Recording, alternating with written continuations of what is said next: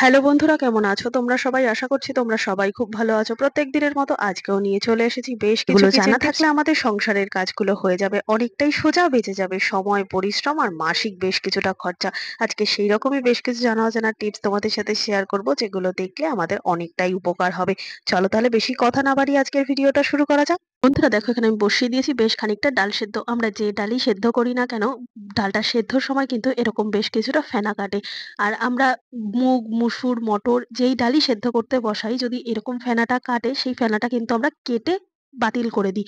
তো এই ফেনাটা কেন বেরোয়? বন্ধুরা, আমরা যখন যেকোনো ডাল রান্নার আগে বারবার করে ডালটা ধুয়ে নিই, তখন কিন্তু ডালের মধ্যে থাকা যে কেমিক্যাল গুলো বা বেশ কিছু পাউডার জাত জিনিস ডালের মধ্যে মেশানো হয়, সেগুলো কিন্তু উঠতে চায় না। বারবার ভালো করে ধোয়ার ফলেও এই উপরের ফেনাটার যে সাদা একটা ময়লা, সেটা কিন্তু উঠতে চায় না। সেটা একমাত্র ডালটা সেদ্ধর পরই যখন এই উপরে ফেনাটা কাটে, সেই ফেনাটাকে যদি আমরা কেটে এরকমভাবে তুলে ফেলে দিই, সেক্ষেত্রে কিন্তু ডালের মধ্যে থাকা নানান রকম কেমিক্যাল বা যেকোনো জিনিস যেরকম যেগুলো মেশায়, সেগুলো কিন্তু এই ডালের ফেনার সাথে উঠে আসে। আমরা অনেকেই আছি যে ডালটা এইভাবে সেদ্ধ করতে গেলে অনেকটা বেশি টাইম লাগবে বলে আমরা ডাল সেদ্ধর সময় কিন্তু ডালটাকে প্রেশার কুকারে দিয়ে সেদ্ধ করি। কিন্তু প্রেশার কুকারে দিয়ে ডালটা সেদ্ধ করার কারণে ডালটা খুব তাড়াতাড়ি তো সেদ্ধ হয় ঠিকই, গ্যাসটাও কম খরচা হয়। কিন্তু ডালের মধ্যে থাকা এই যে কেমিক্যাল বা এই যে পাউডারের মতো জিনিসটা, সেটা কিন্তু আমরা কেটে আলাদা করে তুলতে পারি না। তো তাই এবার থেকে ডালটা আমরা যদি প্রেশারে সেদ্ধ বসাইও, বেশ একটা ফুট দেওয়ার পর পর্যন্ত আমাদের অপেক্ষা করতে হবে। তারপর আমরা প্রেশারের ঢাকনা বন্ধ করব।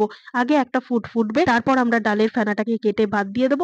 তারপর আমরা প্রেশারের ঢাকনা বন্ধ করে প্রেশারটা সিটি দিতে দেব। তাহলেই দেখবে এই ডাল খেলে আমাদের আর কোন রকম ক্ষতি হবে না। আশা করছি টিপসটা কাজে দেবে। ভালো লাগলে লাইক করে দিও। চলে গেলাম পরের টিপসে। বন্ধুরা, আমরা যখন রান্না করি তখন রান্নার সময় এই খুন্তিটা কিন্তু যখন বারবার করে এরকম তরকারি বা মাছ মাংস এগুলোকে নাড়াচাড়া করি, তখন খুন্তিটা কি করি, রান্নার শেষে এরকম ভাবে গ্যাস স্টোভের উপর এইভাবে রেখে দিই। আর এইভাবে রাখার পর একটা অসুবিধা কি হয় বলো তো বন্ধুরা, এই কিচেন স্টোভটা কিন্তু বারবার অপরিষ্কার হয়। যতই আমরা পরিষ্কার পরিচ্ছন্ন করে মুছে রাখার চেষ্টা করি, এই যে খুন্তির মধ্যে লেগে থাকা তরকারির যে ঝোলটা বা তরকারির যে গ্রেভিটা, এটা কিন্তু এই খুন্তির সাথে উঠে এসে এই গ্যাস স্টোভের যেখানে আমরা যেভাবে রাখবো এই খুন্তিটাকে, ঠিক সেখানেই কিন্তু নোংরা হয়ে যাবে। সময় মতো পরিষ্কার করতে না পারলে এই গ্রেভিটা শুকিয়ে শক্ত হয়ে যায়, যার ফলে আমাদের অনেকটা ঘষাঘষি করে পরিষ্কার করতে হয়। আরো একটা সমস্যা হয়, এই খুন্তিটা এখানে ওখানে রাখার কারণে এই গ্যাস স্টোভের উপরে বা যেখানেই রাখি না কেন এতটাই ধুলো ময়লা থাকে, তো সেটাকে কিন্তু আমরা আবার পরবর্তী সময় আবারও কড়াইয়ের মধ্যে দিয়ে দিই। তার ফলে ধুলো ময়লা সমেত কিন্তু রান্নাটার মধ্যে হয়ে গেল। তো এটাকে আমরা কিন্তু খেয়ে নেবো। এর ফলে নানান রকম অসুখ হয়। তো তার জন্য কি করেছি, এখানে একটা ছোট প্লেট নিয়ে নিয়েছি বা ছোট বাটি, যেটাই হোক তোমরা নেবে। তারপর কি করব, এরকমভাবে যে খুন্তিটা আমরা বারবার করে নাড়াচাড়া করার পর এদিক ওদিক রাখছি, সেটাকে কি করব, এরকম পাত্রটার উপর রাখবো। এভাবে রাখলে কি হবে, গ্যাসটাও পরিষ্কার থাকবে আর এদিক ওদিকের ধুলো ময়লা খুন্তির সাথে উঠে গিয়ে কিন্তু রান্নার মধ্যেও ডিরেক্ট পড়বে না। তো এইভাবে কাজটা করলে কিন্তু আমাদের কাজটা অনেক বেশি সুবিধা হবে। টিপসটা কেমন লাগলো কমেন্ট করে জানিও। চলে গেলাম পরের টিপসে। বন্ধুরা, আমরা যখন পকোড়া বা কোনো ভাজাভুজি বা কোনো কিছু ফ্রাই করি, তখন অনেক সময় হয় তেলের মধ্যে এরকমভাবে বেশ খানিকটা কালো, কালো পোড়ার যে অংশগুলো, সেগুলো এরকমভাবে পড়ে থাকে। তো এর ফলে কি হয়, এই তেলটা এতটাই ময়লা হয়ে যায়, তেলটাকে ঠিকঠাক মতো ছেঁকে না রান্না করতে পারলে এই তেলটাকে আমরা ফেলে দিই। তো দেখতে পাচ্ছ এখানে বেশ খানিকটা তেলে ভাজা করেছিলাম। তার ফলে যে গুঁড়ো গুলো ছিল, সেই গুঁড়োগুলো তেলের সাথে এমনভাবে মিশে গেছে, তো এটাকে কিন্তু আমরা পরবর্তীতে কখনো রান্নাতেও দিতে পারব না। কারণ তেলের সাথে পুরো এই পোড়া জিনিসটা মিশে গেছে। এটাকে আলাদা করা কখনোই সম্ভব না। তো এটাকে আলাদা করা সম্ভব বন্ধুরা। এই তেল আমরা আবারও রিফাইন করে নিয়ে ব্যবহার করতে পারব। তো দেখতে পাচ্ছ এখানে যে তেলটার সাথে মিশে গেছিল সমস্ত গুঁড়ো জিনিসগুলো, সেটাকে কি করতে হবে, বেশ কয়েক মিনিটের জন্য তেলটাকে এরকম কন্টিনিউ এরকমভাবে রেখে দিতে হবে, যাতে কোনো রকম নাড়াচাড়া না লাগে। নাড়াচাড়া করলে কিন্তু তেলের সাথে আবারও সেই ময়লাটা মিশে যাবে। আর একভাবে যদি রেখে দিই, সেক্ষেত্রে তেলের নিচে থিতিয়ে পড়বে ময়লাটা। এরপর একটা ছাঁকনির সাহায্যে যদি এইভাবে আমরা তেলটাকে ছেঁকে নিই, তাহলে দেখতেই পাবে এই ছাঁকনির মধ্যে কিন্তু সমস্ত ময়লাটা আটকে গেছে আর তেলটা কিন্তু আবারও পরিষ্কার হয়ে গেছে একেবারে আগের মতো। তো এই তেলটা কিন্তু আমরা নানান রকম রান্না-বান্নায় ব্যবহার করতে পারবো, ফেলে না দিয়ে এভাবে কিন্তু আমরা আবারও ব্যবহার করতে পারবো। আশা করছি টিপসটা কাজে দেবে। চলে গেলাম পরের টিপসে। বন্ধুরা দেখো, এখানে আমি নিয়ে নিয়েছি বেশ কতগুলো পুরনো জামাকাপড়। এই ধরনের পুরনো প্যান্ট হোক বা পুরনো কোনো চাদর, সোয়েটার, এই ধরনের অনেক কিছু টাওয়েল আমাদের বাড়িতে পুরনো থাকেই। তো সেগুলো অনেক সময় হয় ব্যবহার হয় না। এটাকে দিয়ে সুন্দর মতো একটা কুশান বা বালিশ, এইগুলো আমরা বানিয়ে নিতে পারবো। কিভাবে? তো দেখো এখানে আমি ছোট, ছোট দুটো এরকম প্যান্ট আর টাওয়েল নিয়ে নিয়েছি আর এরকমভাবে গোল করে মুড়িয়ে নিয়েছি। আর মধ্যেখানটা কিন্তু এইভাবে ফাঁকা রেখে দিয়েছি। আর তারপর নিয়ে নিয়েছি এখানে একটা চাদর। এই ধরনের পুরোনো স্টোলও এখানে আমি ব্যবহার করেছি। তোমরা চাইলে কোনো পুরোনো ওড়না বা পুরোনো কোনো শাড়িও তোমরা ব্যবহার করতে পারো। ছোট করে ভাঁজ করে নিয়ে এরপর এখানে যে গোল করে বেনি করে ভাঁজ করে রেখেছিলাম যে পুরোনো জামাকাপড়গুলো, এটাকে এই স্টোলের ওপর এই একই রকমভাবে গোল করে এইভাবে দুটো ভাঁজ করে দিচ্ছি। এর বদলে তোমরা নানান রকম পুরোনো ছেঁড়া-ফাটা জিনিসও ব্যবহার করতে পারো। এরপর কি করব, স্টোলটাকে এই যে মধ্যেখানে ফাঁক রেখেছিলাম, এই ফাঁকের অংশ থেকে পিছন দিকের যে কাপড়টা রয়েছে সেটাকে এভাবে টেনে ধরে সাইড দিয়ে সম্পূর্ণ স্টোলটাকে এইভাবে মুড়িয়ে দেবো। এরপর কি করব, এই স্টোলটাকে উল্টে দেবো। উল্টে দেওয়ার পর এই মধ্যেখানে যে অংশটাকে আমি চেপে ধরে রেখেছিলাম, এটাকে এই উল্টো দিকের অংশটার মধ্যে দিয়ে এইভাবে বের করে দিয়ে একটা রাবার ব্যান্ড দিয়ে এই মাথার দিকটাকে টাইট করে আটকে দেবো। তার মানে কি হলো, এটা কিন্তু সুন্দর একটা ফিক্সড হয়ে গেল। কোনো রকমভাবে কাপড়টা আর লুজ হবে না, খুলেও যাবে না। তো দেখতে পাচ্ছ বন্ধুরা, সুন্দর কিন্তু একটা কুশান তৈরি হয়ে গেল। এরপর এটা আমরা সোফায় হোক, খাটের কোনো এক কোণায় যদি এইভাবে আমরা রেখে দিই, গেটআপটাও যেরকম সুন্দর লাগবে, আমাদের কিন্তু ফ্রি অফ কস্ট এ ফেলে দেওয়া একটা জিনিস দিয়ে সুন্দর একটা কুশান আমরা তৈরি করে নিতে পারলাম। যার জন্য আমাদের গেটআপটাও ভালো লাগলো, দেখতেও ভালো লাগলো। আর ফেলে দেওয়া জিনিসগুলোকে কিন্তু রিইউজও করতে পারলাম। তো আশা করছি এই ছোট্ট টিপসটা কাজে দেবে। ভালো লাগলে তৈরি করে জানিও কেমন লাগলো। চলে গেলাম পরের টিপসে। বন্ধুরা এখানে আমি নিয়ে নিয়েছি ধূপকাঠি। আমরা যে ধূপকাঠিগুলো ঠাকুর পুজোর ক্ষেত্রে ব্যবহার করি, তো সেই ধূপকাঠিগুলো কিন্তু বেশ খানিকটা জ্বলার পর দেখা যায় যে জ্বলতে চায় না, নিভে যায়। কেননা এখনকার সমস্ত কিছুতেই কিন্তু ভেজাল। তাই সমস্ত কিছু ব্যবহার করার আগে যদি আমরা এইভাবে ছোট, ছোট জিনিসগুলোকে একটু, একটু করে বুদ্ধি খাটিয়ে গুছিয়ে নিতে পারি, তাহলে জিনিসটা আরো ভালো মতো জ্বলবে। ১ম এ কি করতে হবে, বাজার থেকে ধূপকাঠি কিনে আনার পরে ধূপকাঠির সমস্ত কাঠিগুলোকে এইভাবে ভিজিয়ে নিয়ে শুকিয়ে নিতে হবে। তো এই ভেজা কাঠিগুলোকেও যদি আমরা জ্বালাতে পারি, সেক্ষেত্রে কি হবে বলতো বন্ধুরা? এই ধূপকাঠিগুলো যে খানিকক্ষণ জ্বলার পরই নিভে যেত বা খুব তাড়াতাড়ি ধূপকাঠিগুলো জ্বালানোর পর শেষ হয়ে যেত, এরকম সমস্যা কিন্তু আর হবে না।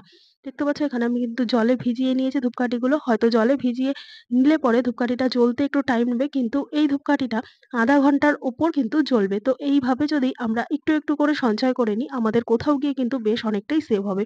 টিপসটা ভালো লাগলে লাইক করে দিও। চলে গেলাম পরের টিপসে। বন্ধুরা আমরা গ্যাস সিলিন্ডার প্রত্যেকেই ব্যবহার করে থাকি। কিন্তু গ্যাস সিলিন্ডার নিয়ে বেশ কতগুলো ছোট, ছোট জিনিস আমাদের খেয়াল রাখতে হবে। কিরকম? এই গ্যাসটা আমরা যখন লাগাই তারপরে কতদিন পর্যন্ত এই একটা সিলিন্ডার চালাতে পারবো। তার জন্য কি করতে হবে? এই সিলিন্ডারের গায়ে যে ডেটে আমরা লাগাচ্ছি সেই ডেটটাকে লিখে রাখতে হবে। তাতে সেই ডেটটা আসার বেশ কদিন আগে থেকে আমরা এলার্ট হয়ে যাবো যে এই সিলিন্ডারটা আর কতদিন আমরা ব্যবহার করতে পারবো। আরো বেশ কতগুলো ছোট, ছোট জিনিস ফলো করলে আমরা বুঝে নিতে পারবো একটা সিলিন্ডার আর কতদিন যাবে। নিয়ে নিয়েছি একটা ভেজা কাপড়ের টুকরো। ভেজা কাপড়ের টুকরো দিয়ে সিলিন্ডারের গাটাকে বেশ ভালো করে জ্বলজ্বল করে এভাবে মুছে দেবো। আমরা অনেকেই বুঝতে পারি না একটা সিলিন্ডার আমরা কতদিন চালাতে পারবো। কারোর ১ মাস, কারোর ১৫ দিন, কারোর ২ মাস, ৩ মাস পর্যন্তও কিন্তু চলে। তো যখনই আমাদের ডেট কাছে চলে আসবে তখন আমরা এই ছোট্ট পরীক্ষাটা করে নিতে পারবো। ভেজা কাপড় দিয়ে সিলিন্ডারের গাটা ভালো করে বেশ জ্বলজ্বল করে মুছে দিয়ে যে জায়গাটা দেখা যাবে খুব তাড়াতাড়ি ড্রাই হয়ে যাচ্ছে, খুব তাড়াতাড়ি শুকিয়ে যাচ্ছে, সেই জায়গাটা বুঝে নিতে হবে যে গ্যাস খালি আছে।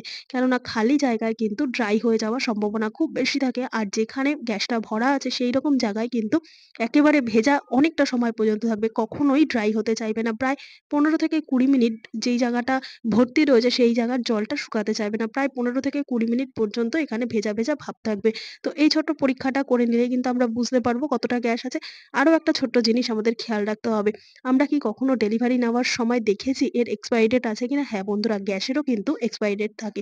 ১ম এ গ্যাসটা কতটা ওজনের আছে সেটাকে একটা মেপে নিতে হবে। প্রত্যেকটা ডেলিভারি বয়ের কাছে কিন্তু মাপার যন্ত্র থাকে।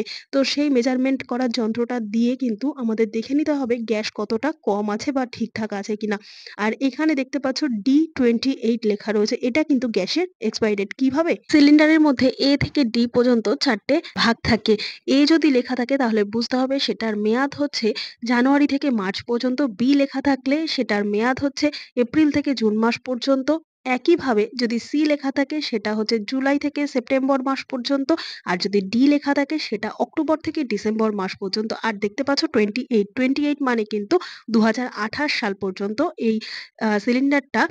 ডি লেখা মানে কি বললাম? অক্টোবর থেকে ডিসেম্বর পর্যন্ত এর ভ্যালিড রয়েছে। তো এই জিনিসটা যদি দেখে আমরা নিই তাহলে কিন্তু কোনো রকমভাবে আমাদের আর মুশকিলের মধ্যে পড়তে হবে না। আর এক্সপায়ারি ডেট দেখে নিলে কিন্তু আমরা নিশ্চিন্ত থাকবো যে এটার মেয়াদ আছে কিনা বা এটা কোনো রকমভাবে দুর্ঘটনা দুর্ঘটনা ঘটাতে পারবে কিনা। আশা করছি এই ছোট্ট টিপসটাও কাজে দেবে। দেখে নাও পরের টিপ। বন্ধুরা, আমরা প্রত্যেক মহিলারাই শাড়ি পরতে ভীষণই পছন্দ করি। আমাদের ওয়ার্ড্রোবে কিছু থাকুক না থাকুক বেশ কিছু কিন্তু শাড়ির কালেকশন থাকে। নানান রকম সিল্কের হোক, তাঁতের হোক, আর নানান রকম ভ্যারাইটিস যেরকম শাড়ি থাকে, নানান রকম কালারের। কিন্তু শাড়ি পরতে গিয়ে আমাদের আঁচলের দিকে যে একটা প্লিট করতে হয়, সেখানে কিন্তু একটা সেফটি পিন আটকাতেই হয় ব্লাউজের সাথে, যাতে আঁচলটা বারবার না খুলে যায়, একটা সেফটির জন্য।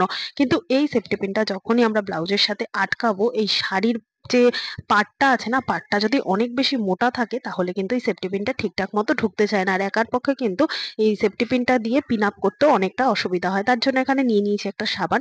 সাবানের মধ্যে সেফটি পিনটাকে এইভাবে কয়েকবার গেঁথে দেবো।